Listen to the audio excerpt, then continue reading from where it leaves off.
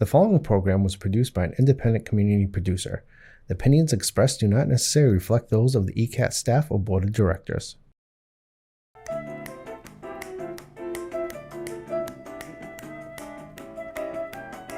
Good afternoon, everyone, and welcome to Topic Time with Harrison Young.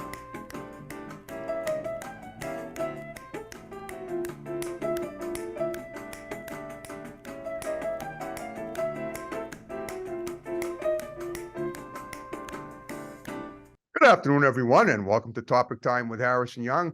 I cannot believe it, but this is going to be my final April show, and it's actually my second Zoom show to LA in my history. Well, my first one was last November at the Area 58 location. I have an author from Australia who's now in LA, and we're going to find out all about her and what that's about. But of course, before we get there, I got to read these incredible underwritings. We got a few tonight, and then we will commence per usual. So we get the barber shop in Whitman. Debbie does great work right down from the center on Route 27. We got Dave's Automotive in Hanson, good old Dave's Automotive on Route 58. We got countertop specialists in North Attleboro, countertop specialists, rock solid tops in Pembroke, my bad. Okay, we got Eli's Auto Care in Taunton. We got Hanover House of Pizza in Hanover. They make great Greek salads and have wonderful people working there. We got South Shore Market in Pembroke. We got Harmon Coffee in Rockland. They're a new one. We got Rodney's Kitchen in Halifax. We got Crazy Axe's Rec Center in Hanover. We got Peppermint Twist Candy Shop in Marshfield. We got Kingston Auto Body in Kingston. We got Pal's Driving School in Middleborough, setting up classes for August and October. Check the website. We got Uplifted Nutrition in Taunton, makers of great shakes, morsels and shakes. We got Genuine's Inspection in Middleborough. We got New England Floorscapes in Middleborough. We got Lynch's Towing, Auto Cycle and Truck Center in Brockton. One number for towing, one number for projects. Always looking for new scrap metal, wheels, anything that my pal Lynchy in Brockton can handle there. We got Salon Giovanni in Marshfield. We got Furnett and Associates, attorneys at law in Brockton. We got Countertops Express. That's in North Attleboro, specializing in the installation and removal of quartz and granite. We got Brookfield Pizza in Holbrook. They're a new one. We got One Good Credit in Brockton. We got 111 Tattoo Collective in Brockton. We got Your Shine Professional Detailing in Abington, always looking for new talent. We got Auto Town Auto Glass and Auto Body in Abington. We got John's Greenhouses and Florist Shop in Brockton. We got the Gunrunner LLC, the Second Amendment Freedom Store in Middleborough. We got DNS Auto Works, collision specialists in Abington on Route 58 also. We got Grant's Rental in Bridgewater. We got Ocean Auto Repair in Marshfield. We got RW Carpet and Flooring in Norton, covering floors for 50 years. We got Eastern Fitness in Northeastern in the Village Shops. We got Doggy Boutique, all breed professional grooming for dogs and cats, run by my great next door neighbor, Debbie Siddell in Brockton. And we got Joe's Diner in Taunton. And I want to thank all you guys very much. And now, this is Sandra Rostirolla. She's an author from Australia who now lives in LA, and we're going to talk to her tonight. I'm not even sure what she writes about, but when the show is over, you'll know it all, because that's what we do on Topic Time. So Sandra, thanks for taking time out of your busy schedule. I know it was kind of short notice, but what an awesome opportunity for both of us. Hey, thank you, Harrison, for inviting me. I'm really excited to be here and to chat with you. Okay, well, today, when I talked to you on the phone, I mean, I knew you were an author, but I didn't know where you were from, and I didn't even really know who you were. Today, I found out you're in LA and you're from Australia. So what I do with every guest is I try to profile them, as efficiently as possible without being too formal.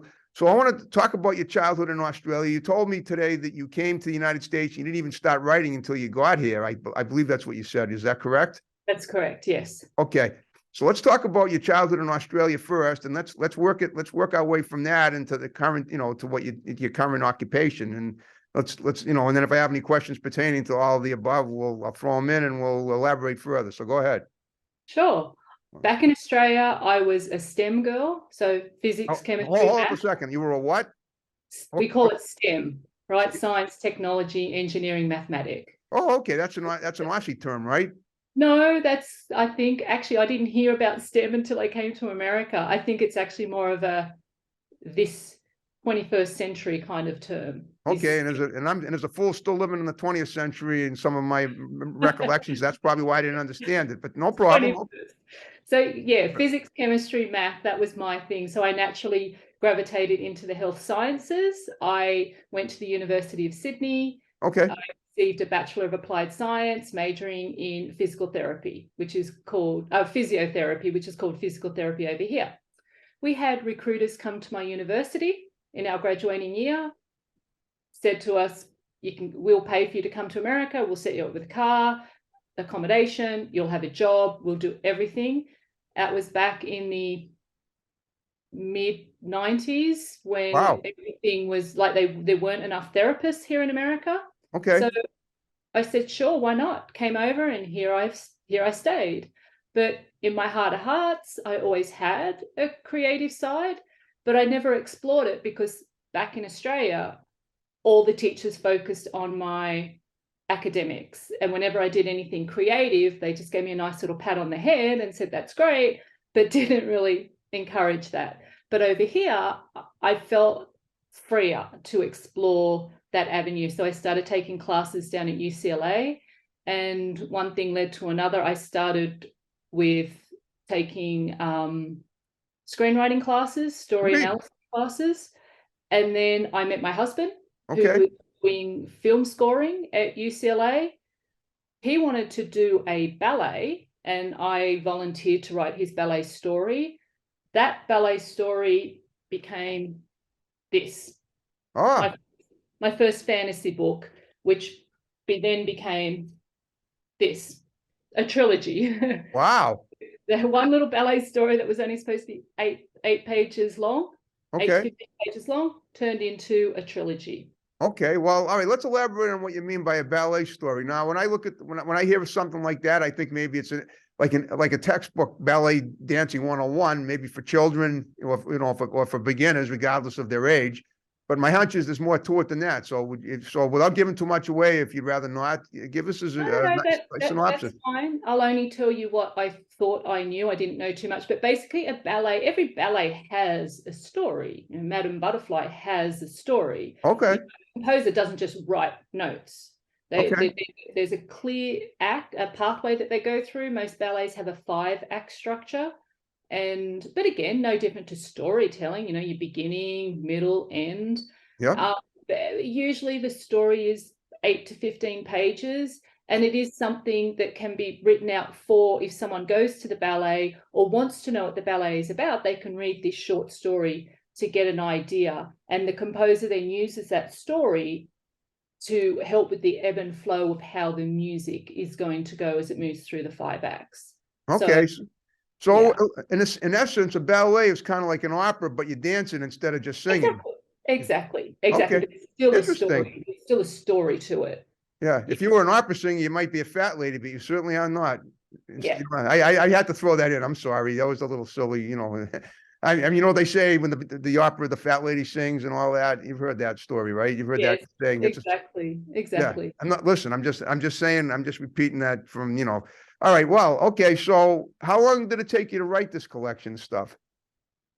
I would say everything's sort of spread out, but it probably took about 2 years for book 1 from inception to getting it out there. Okay. Book 3 came out a lot quicker because the pandemic hit. Oh, yeah, It came out in September 2017. And then during the pandemic, I knuckled down and wrote book 2 and book 3 so that I could get them both out. But in between book 1 and book 2 of Cecilia, I wrote this book, and this is the one that's out right now that I'm promoting. Okay, what is it? This book here is called Making Friends with Monsters. You can see it behind me. Okay. It's completely different. It's love the title. Thank you. It's a YA coming of age. And I wrote this book because when I was 13, my dad died by suicide. Oh. My mum was left with 5 kids from the age of 13 to 18. Yep. And we had a lot of trauma in my family. A lot of silence about the whole concept of suicide. Tagging onto that, I also have 2 other brothers that died by suicide as well. Wow! Oh, wow! Well, I have to say, I mean, you're very brave. I admire your stick-to-itiveness through all that, and I think it's great. Thank you. Wow. So I was back in Australia promoting this book, book 1. Yeah. And one of my school friends came up to me and told me her devastating story about how her ex also died by suicide, leaving her with 3 children. Wow. Around the same age that I was and my family. And she said to me, she goes, I can cope with everything that's going on. It's crazy, but I can cope with it, except for when my little girls say to me, Mummy, why did Daddy do it? And she said, that's when I break down, because I don't know what to say, don't know how to have the conversation. So on the flight home from from Sydney back to LA, I just kept thinking about this and thinking, I have to write a story that can help break the silence around suicide and just open up a conversation for all ages, but primarily for kids. For maybe 12 plus is my target audience. Okay. So I put that on the back burner. I had to write it. It was inside me. I needed to do it. But then I knew I also needed to get book 2 and book 3 out of Cecilia, because it had been such a long time. So like I said, during the pandemic, I got those out. And then April 4th this year, Making Friends with Monsters released. Okay. I mean, it's interesting you should say that, because by the title, it sounds like a book to help children cope with things that are unpleasant, possibly like nightmares. And I used to have those. I don't know if is it all about one subject, or is it about a lot? I mean, is that what it's about, or trying to help children cope with suicide and other things, or just that one thing? Pretty much, but within suicide, there's a whole gamut of emotions that go there, right? Yeah. So ultimately, yes, the topic of suicide, although that word's never mentioned, because we talk about monsters, and we talk about the fact that if you let these emotions take hold of you, your monster will turn around and swallow you whole. Yep. So that's the metaphor that I use. But we go through a gamut of emotions. So basically, our protagonist is 12-year-old Sam. Yeah. And he's really bummed out because his older 17-year-old brother has done a complete 180. Yep. And the parents are just doing the stock standard. He's a teenager, that, he's just being a teenager. Right. But he says, no, there's more going on with my brother. My brother's got a monster. And so he sets out to find out everything he can. He goes on this little fact-finding research mission to find out everything he can about monsters to try and help his brother.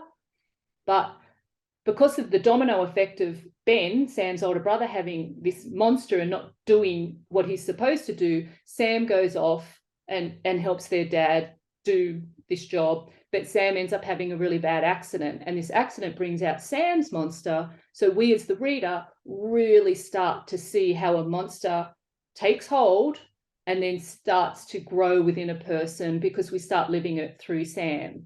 And what Sam realizes is, and we watch Sam go through all these emotions, like these big emotions that he goes through. And Sam realizes that he can't get rid of his monster. He can't ignore his monster. The only thing he can do is make friends with his monster. And that's don't want to give that away, but clearly, no, I understand that now. Friends with monsters, that's what's going to happen. But yeah, so that's kind of the story. Okay. Now, by monster, is that like the concept of depression somehow?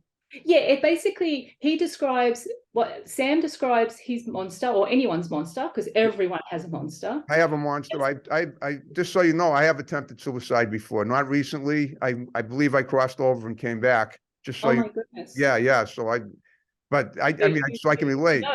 Yeah. Sam describes a monster as this thing inside you that makes you do or say things that you don't necessarily want to do, say, or feel. And, so basically, if you get really, really angry, that's your monster. Like if you go into a rage, that's your monster. If you're feeling nervous and that nervousness, stops you from achieving your goals, that's your monster. So I probably would say your monster is your negative side. When we talk about yin and yang, it's that side. But what he realizes is sometimes your monster's there to protect you, and that it's okay to have a monster. Like there's nothing wrong with wanting to cry. There's nothing wrong with feeling nervous or getting angry. Where it becomes a problem is when that emotion takes over and it sort of dominates you.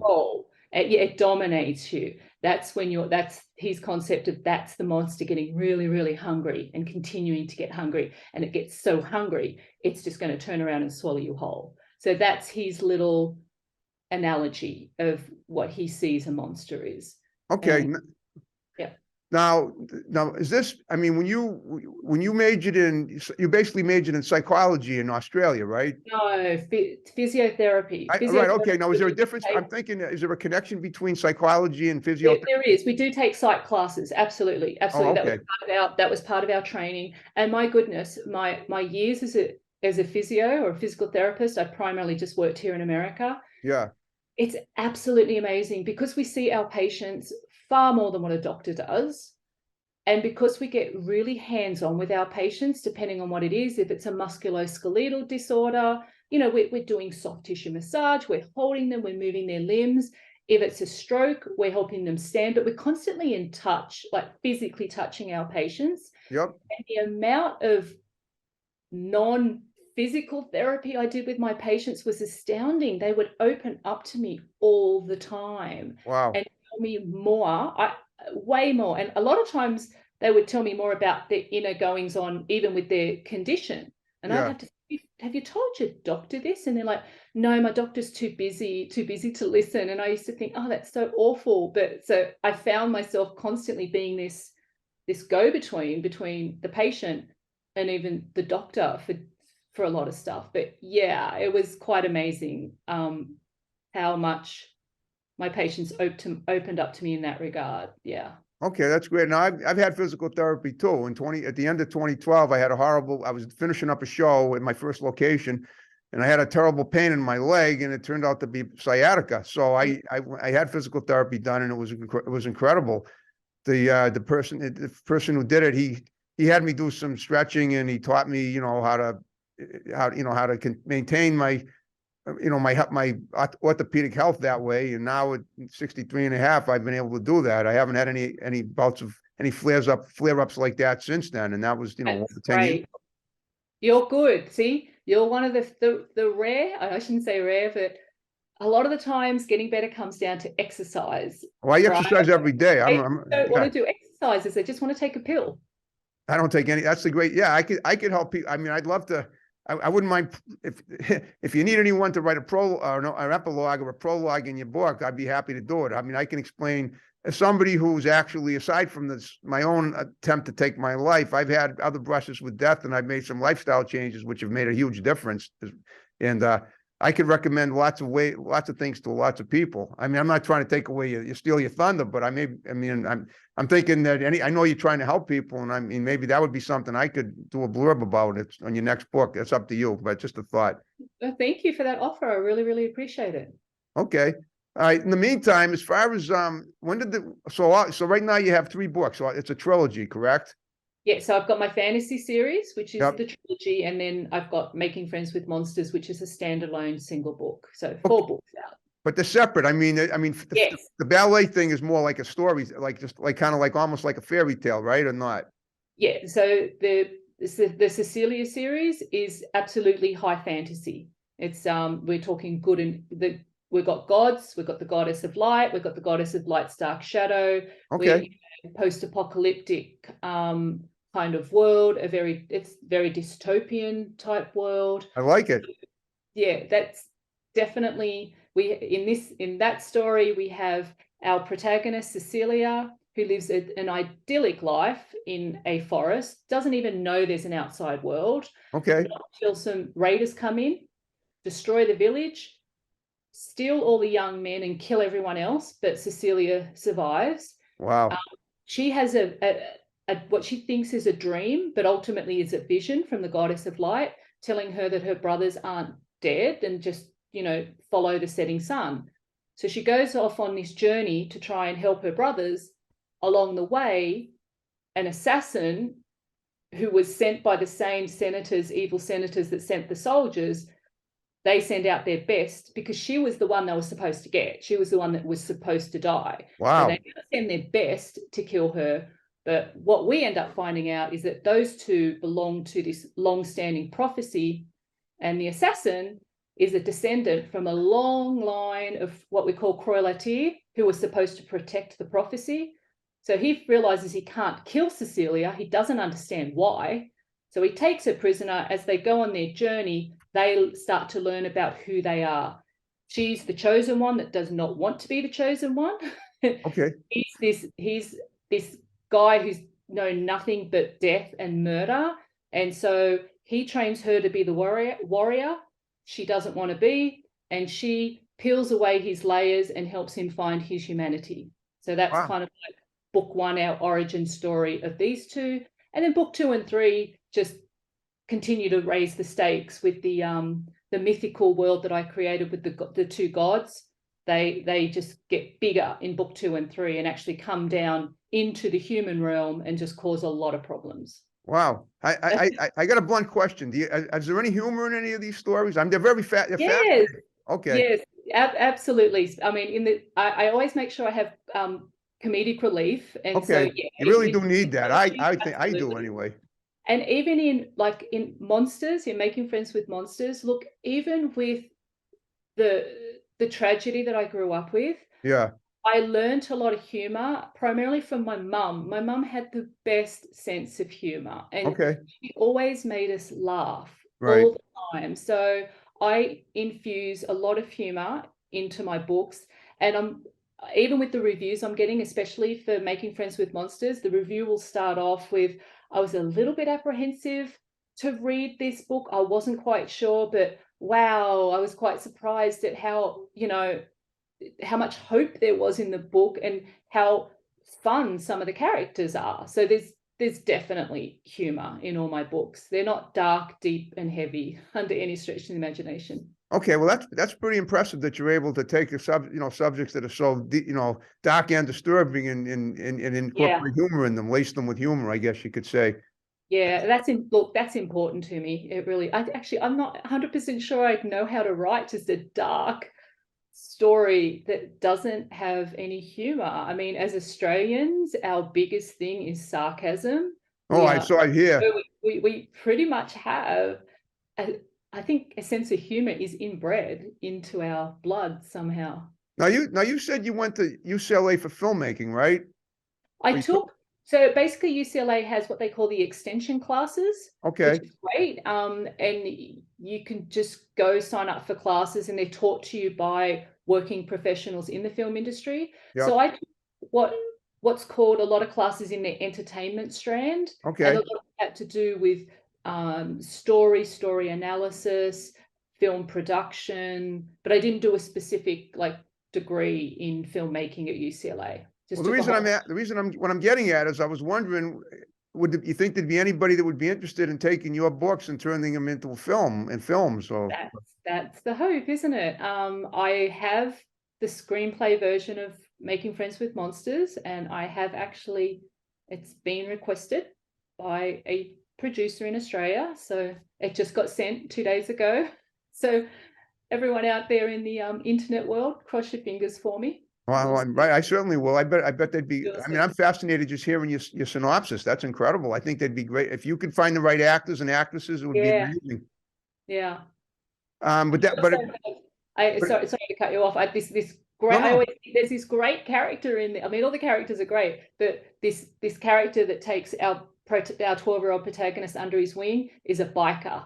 And, this rough, tough biker who sees this little kid basically almost potentially stepping onto the same path that this biker went through, because they both have the same injury. And everyone, the notes I get, I love Cliff the biker. And I just think, there has to be an Aussie actor out there that would just love to jump into this role of Cliff. Well, no, I'm wondering now that with the monster, in the story where you have the soldier who wants to, what's her name, Cecilia? Oh, Cecilia, yes. In this series hit. Does it become right? That's the one.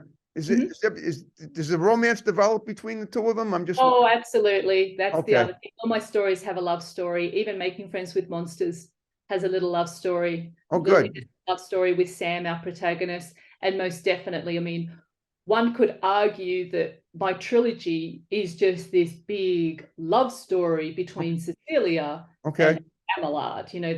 These two. Even though he wanted to kill her, they became lovers. Exactly. Yeah, wow. It's a big love story. Yeah.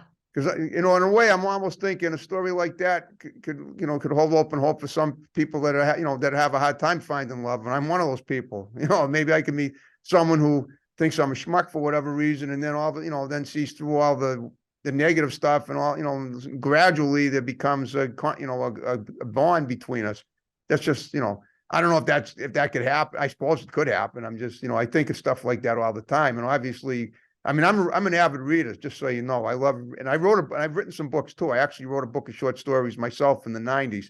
I'd like to think that was my final great accomplishment of the 20th century. Oh, So I would definitely look forward to reading those books when I can. And on that note, we're under 5 minutes. I hope you had fun talking to me. oh yes, absolutely. Time flies, doesn't it? It does. Yes. All right, and I hope we covered I mean, boy, you're a fascinating woman, and I'm really glad that we were able to make this connection today. So like I told you at the beginning, what I want you to do is to give shouts out to people that are going to see the show. You can start with, husband, and if you have kids, them too, or I don't know if you do, you didn't mention that, but, or any of your fans in the literary world, or people at UCLA or in Australia. And then we'll wrap the show up with my music the way we began it. No, I mean, no kids for me. I have a troublesome, I've always had cats, and at the moment I have a troublesome little stray that we adopted a few years ago. We love her. Love animals. Little Noodle, she's my light. Always on my lap every time I'm riding. She loves it. Oh, that's great. Stationary body for her to sleep on. Definitely big shout out to my husband, Kurt Oldman. He has been my rock and my #1 supporter throughout all of this. And my friends, that I have a writer group, and we've been very close knit ever since we were in the Australians in Film Writers Room together. So shout out to my writers group. They have been on this journey through all 4 books with me, and they've also been my rock and #1 supporters. Okay. Is your husband into writer too? What does he do? I'm just curious. My husband's a composer. Remember, that's how. Oh yeah, all right. He was a musician. Yes. He's a composer. Exactly. So, I'm glad I re-asked the question, because if he ever wants to do the show, I'd love to have him on as well. Oh, okay. I'll let him know. That's what I mean. That's the next thing I'm going to say to you. If you have any friends, family members, anybody that you think would be interesting for my show, you have my digits. Have them text me. We'll get them on either by Zoom or in person. I assume if you're thousands of miles away, it could be by Zoom. That's not a problem. But I always do prefer the in-person interview. But I'm getting pretty good at Zoom. We've been doing. I probably do more Zoom shows than I do in-person shows now. Yeah. Well, it's become our life. It's so much easier. At least you can reach people around the globe. I know, it's great. I love it. All right. Yeah. Now before we wrap the show up, is there anything that you want to mention that you might have overlooked that that's coming up that's important? If not, that's fine, and we'll just wrap it up with my music. Any San Francisco listeners, I will be up at the Bay Area Book Festival up in Berkeley, which is May 8th, I think it is. But so if you're interested in stopping by and meeting me in person, that's where I'll be in the next few days. That's a Monday, I believe. The actual book festival then is whatever the Sunday is. That's the day of the book festival. Because my father turns 88 on the 8th, and that's yeah, I know. Let me see. The 6th is a. Yeah, I think it. Let me see. Yeah, it's a Monday, but okay. So that's all right. I just thought of that. All right. I have one last favor to ask, if it's okay. After we wrap the show up, would you stick around and do a couple of pics for Facebook? I'll tag you, and if you want to tag me, that would be great. Yep, sounds great. All right, Sandra. Thank you so much for doing my show. You're an amazing person. I'm looking forward to you seeing your books and possibly seeing some films coming out of them if you create them, and good luck with everything. You're a fascinating person, and just keep on plugging, as I say, as we all do. Sure. Thank you for having me. I really appreciate it, Harrison. Okay, thank you. All right, folks, final show of April. We're wrapping it up now. See you in May. Have a good one. Signing off. Bye-bye.